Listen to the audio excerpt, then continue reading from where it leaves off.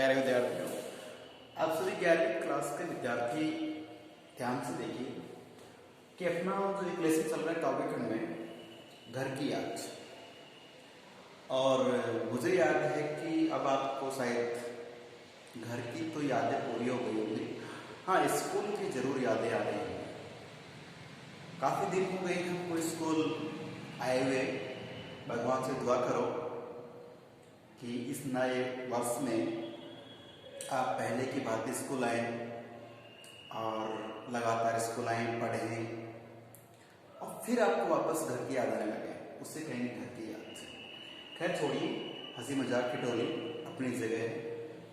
घर की याद जो एक बहुत ही प्रसिद्ध कविता है भवानी प्रसाद मिश्र की, भवानी प्रसाद मिश्र की। तो ये पहले बता चुका हूँ कि कविता के गांधी कहलाते हैं। और 1942 में पहला आंदोलन गांधी जी ने किया था 1920-21 में, फिर दूसरा किया था 1930 में और तीसरा किया था 1942 में। पहले का नाम था ऐसा ही होगा आंदोलन 1920-21 में, दूसरे का नाम था सविनय अवज्ञा आंदोलन और तीसरे का नाम था अंग्रेजों भारत छोड़ो आंदोलन। तीसरा आंदोलन जब 1942 में चला, उस वक्त आप जानते हैं कि गांधी जी की जो आवाज थी, जो वाक्पटुता थी, यूं कहो कि जिस व्यक्ति को कुछ कह दिया वो व्यक्ति समझो उनका भक्त हो गया। इतना मधुर, इतना तरीके से बोलते थे वो। ठीक है, चलिए तो प्यारे विद्यार्थियों, आवाज में एक जादू होता है, बोलने का तरीका होता है। जिस अंदाज से आप बोलते हैं अगला व्यक्ति जो है वो क्या समझ लेता है। ठीक है, कोई साधारण अंदाज होता है, कोई सीधा अंदाज होता है। खैर बोलने का तरीका सबका अलग अलग होता है। ठीक है, तो यहाँ पे महात्मा गांधी जी का आह्वान था एक बार कि युवाओं को एक बार और आकर्षित किया। और हमारे जो भवानी प्रसाद मिश्र हैं, अच्छी पढ़े लिखा करके बढ़िया सब चल रहा था, लेकिन साहब ये भी क्या हुआ, गांधी जी के उस आंदोलन में सक्रिय हो गया था, पूर्ण रूप से भाग लेने लगे और सबसे आगे होकर बढ़ चढ़ के सारिया अंग्रेजों भारत छोड़ो आंदोलन में तगड़ा इन्होंने कार्य किया। और आप जानते हो अंग्रेज तो अंग्रेज 1942 में था कहानी।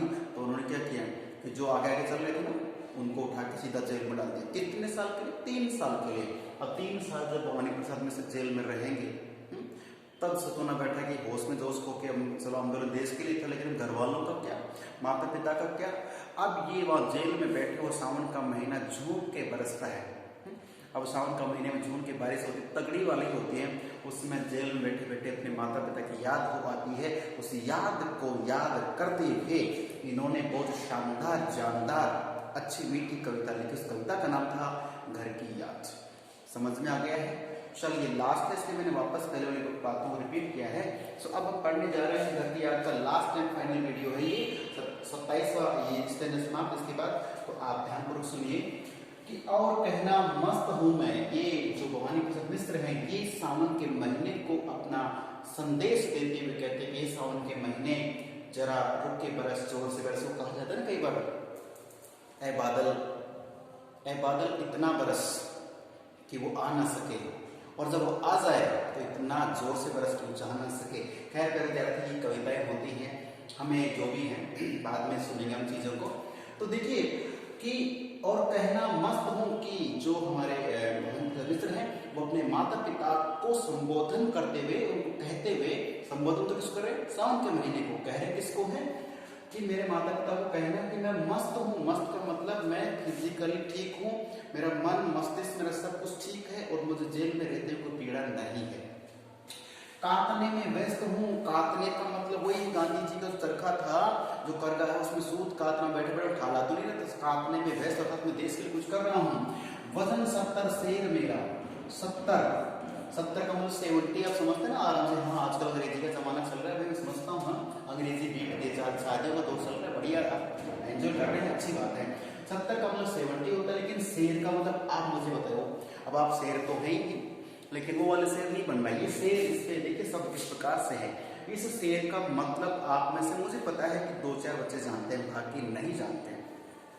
शेर से मतलब क्या होता है जानते हो? अगर जानते हो तो जल्दी से मुझे कमेंट करके बताइएगा। ठीक है, चलो मैं तो ट्रांसलेशन कर बताना पड़ेगा। आपका उत्तर आपने अभी जो भी सोचा है मैं अभी तक कुछ मैंने आंसर नहीं दिया है। तो शेर एक ग्रामीण जो पहले के मापन शैली के आधार पे चलता था, शेर, 2 शेर, 3 शेर, 4 शेर, 5 शेर, आगे मत जाना, क्योंकि 5 शेर की एक इकाई बन जाती है, उसे कहते हैं धड़ी या पंसेरी बोलते उसको, ठीक है। 5 किलो का ग्रुप बना तो उसे पंसेरी या धड़ी कहते हैं। 5 किलो प्याज, 1 धड़ी प्याज हो गया है। और फिर 6 शेर भी चलेगी, वो 2 धड़ी यानी 10 किलो, फिर 3 धड़ी 15 किलो और 4 धड़ी 20 किलो। अगर 20 को क्या बोल देते हैं, फिर वो धूण बोल देते हैं, धूण। और फिर 20 का डबल कर दीजिए 40, तो 40 किलो को मन कह देते हैं।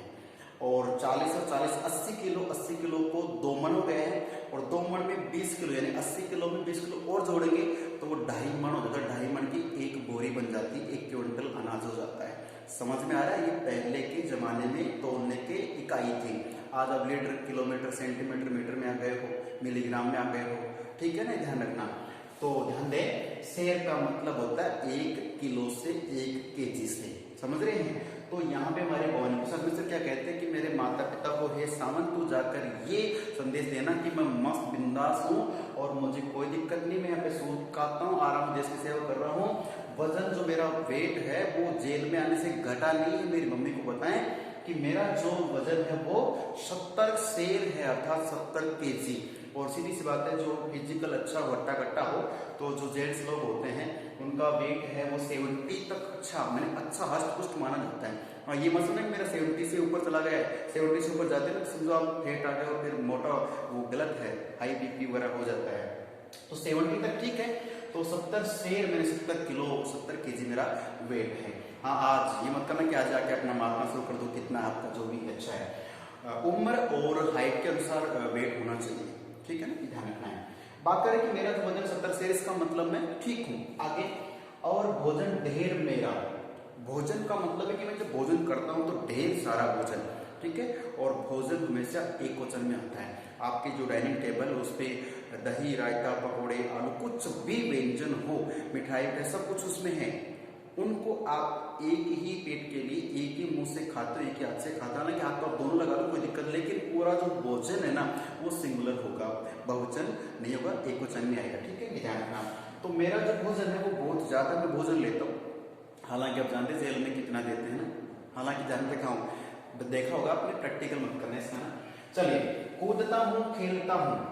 तो अगले स्टेज में कह रहे हैं कि मैं कूदता हूँ, खेलता हूँ, कि जेल में हूँ मैं, लेकिन मेरे अंदर वो टेंशन वाली बात नहीं है, क्योंकि मैंने कोई गुनाह नहीं किया है। मैं देश की आजादी में अंग्रेजों के खिलाफ खड़ा हूँ और मैं चाहता हूँ मुझे मेरा हक मिले, मेरी आजादी मिले। तो मैंने कोई बुरा, देखिए जेल जाना पहले के नेता अभिनेता ये जो भी थे वो अपनी शान समझते थे। आज अगर जेल चला गया ना उस बेचारे के, तो फिर शादी विवाह, नौकरी वोकरी सब उल्टा हो गया। आप जानते हैं जब भी आप पढ़ा लिखा लड़का है वो कैसे फालतू पंगा मोल नहीं लेता, क्योंकि जेल हो जाती है, कैद हो जाती है, फिर केस लग जाता है उस बच्चे का, तो फिर लाइफ में मान लो खराब हो जाती है, नौकरी में नहीं मिलती है, और नौकरी नहीं मिलेगी तो आप जानते हो और क्या नहीं मिलेगा, समझते हैं आप। ध्यान दें कि कूदता हूँ, खेलता हूँ, अर्थात मैं आराम से कूदता खेलता हूँ, दुख डट कर खेलता हूँ, ठीक है। दुख जो आता है उसको डट कर खेलता हूँ। और प्यारे विद्यार्थियों, हासिल जाए कि अलग बात है, ध्यान दें कि जिंदगी में दुख सबको है, किसी को ज्यादा किसी को कम है, ठीक है ना। ये मत समझ लेना कि भाई जैसे मान लो पैसे वालों को दुख नहीं होता, उनको डबल होता है, उनको तो चिंता एनी टाइम रहती है, रात को बिजली की गोली लेते तब जाके नींद लगती है। आप जानते हो ना कि पैसे से बढ़िया लाखों रुपए का बिस्तर खरीद सकते हो, नींद नहीं खरीद सकते। पैसे से आप अच्छे 5 स्टार होटल में जाके भोजन खरीद सकते हो, भूख नहीं खरीद सकते। तो ये कई बातें हैं जो फैक्ट हैं। तो बात यह है कि दुख सबकी जिंदगी में होता है, लेकिन यह भवानी प्रसाद मिश्र कहते हैं कि डट कर का मतलब रुक कर के सामना करता हूं। देखिए, हम लोग क्या करते हैं कि जब हमारे सामने भय या डर होता है, हम लोग उस भय से बचने के लिए दूसरा रास्ता अपना लेते हैं, ठीक है। लेकिन सच्चाई यह है कि अगर आप भय से या उस समस्या से, उस टेंशन से घबरा कर दूसरा रास्ता अपना लेंगे तो वो समस्या ज्यादा हावी हो जाएगी और एक ना एक दिन उस समस्या से फिर सामना करना पड़ेगा, चाहे रास्ते कितने क्यों ना अपना लो, ठीक है। तो जाहिर सी बात है कि फिर हम क्या करते हैं कि उसी समय दुख को देखें कितना कैसा दुख है और रुके और उस दुख से सामना करें, उस टेंशन से सामना करें, तो मुझे लगता है कि वो टेंशन, वो दुख आपकी ताकत आपके धैर्य के सामने हार जाएगा, वो आपसे अलग हो जाएगा, रास्ता मतलब आपको मिल जाएगा। फिर चाहे इसे आप पढ़ाई में मान के चलें या जिंदगी की किसी और से मान के चलें कि जो भी दुख, टेंशन, पीड़ा है, शारीरिक हो, मानसिक, कैसी भी हो, उसका डटकर सामना करें। तो यहाँ पे भवानी प्रसाद मिश्र अपनी सीधी सपाट भाषा में यही समझाना चाहते हैं कि दुख का डटकर मैं ठेलता हूँ, उस दुख को हटा देता हूं मैं। ठीक है, ध्यान रखना है। और कहना मस्त हूं मैं, अर्थात मस्त का मतलब मेरा मन मस्तिष्क तंदुरुस्त है, स्वस्थ है। और आप जानते हैं एक स्वस्थ शरीर में ही स्वस्थ मस्तिष्क निवास करता है। अगर आपका शरीर स्वस्थ है, कोई रोग पीड़ा नहीं है, तो आपका मस्तिष्क बहुत अच्छा चलेगा। आप कई बार क्या होता है, रात को लेट तक पढ़े, बहुत यानी कि रात को 8 बजे पढ़ने बैठे, सुबह के आपने 4 बजा दिए, फिर आप 2 घंटे सो के सोते, 2 घंटे सो के फिर एग्जाम देने चला जाओ, तो ये ठीक है कि उस दिन आप पेपर दे देंगे, लेकिन फिर अगला जो पेपर उसके लिए पढ़ नहीं पाएंगे, मस्तिष्क आप भारी हो जाएगा, सर दर्द होगा, आप थकान हो सकती है। उसी की बात है कि नींद भी जरूरी है, खाना भी जरूरी है, नहाना भी जरूरी है, हंसना खेलना भी जरूरी है। इसका मतलब हमारा शरीर अगर स्वस्थ है तो ही मस्तिष्क स्वस्थ रहता है और फिर वो काम करता है। तो ये कहता है कि मैं मस्त हूं, यूं बात करें कि देखिए यहाँ की मतलब नहीं ऊपर के हैं, यूं न कहना। यूं का मतलब ये थोड़ा लहजा देखिए, कई प्रकार की भाषाओं का प्रयोग कर रहे हैं भवानी प्रसाद मिश्र जी। यूं, ये यो वाला फिनिशिंग वाला नहीं है, यहाँ पे यूं का मतलब इस प्रकार से। न कहना, मत कहना, अस्त हूं मैं। अस्त का मतलब होता है जैसे सूर्य अस्त होना, मिटना, समाप्त होना, कि मेरे माता पिता से हे सजीले सावन आप ये जाकर ये कहना कि मैं अस्त नहीं हूं, मैं तो मस्त हूं, अर्थात मेरा समापन नहीं है, मैं गिरा नहीं हूं, मैं डरा नहीं हूं, मैं सहमा नहीं हूं, मैं तो आगे बढ़ रहा हूं। इसका मतलब मैं अस्त नहीं हूं। प्यारे विद्यार्थियों, आगे बढ़ते हैं और 25 नंबर पे आती है। देखिए 23-24 हो गया, इसके बाद 25 है, हाय वे ऐसा नहीं कहना। अभी हाय कई प्रकार की होती है, आप जानते हो हाय तो एक दूसरे को मिलता भाई करते हो ना। हाँ, वो बोलने का तरीका अलग होता है हाय, लेकिन एक ग्रामीण इलाके में हाय में दुख में कहते हैं। हाय वे ऐसा नहीं कहना, हाय अरे, हेलो, अरे भाई ऐसा मत कहना, है कि वैसा नहीं कहना, है कि वैसा नहीं कहना, कि जैसा मैं हूं पर्सनल मेरी लाइफ में दुख तो है, लेकिन इसे कहना मत। कह न देना जागता हूं मैं, मेरे बारे में ये मत जाके कह देना कि मैं रात भर जागता हूं। क्यों भाई? क्योंकि आप प्रैक्टिकली करके देख रहे हो ना कि आपके घर में आपको जिस भी कोने में, जिस भी चारपाई, जिस बेड पे सुलाते हैं, आराम से नींद आ जाती है। लेकिन आपको किसी और के घर जाना पड़ता है, मामा नाना पापा, किसी के लिए 1-2 दिन जाना पड़ता है। वहां मैं सबकी नहीं गारंटी दे रहा, कुछ बच्चे, कुछ इंसान होते हैं जिनको अपने घर के अलावा कहीं और सुलाते हैं, तो उन्हें पता नहीं डर या कोई बेचैनी रहती, नींद नहीं आती, कम आती है।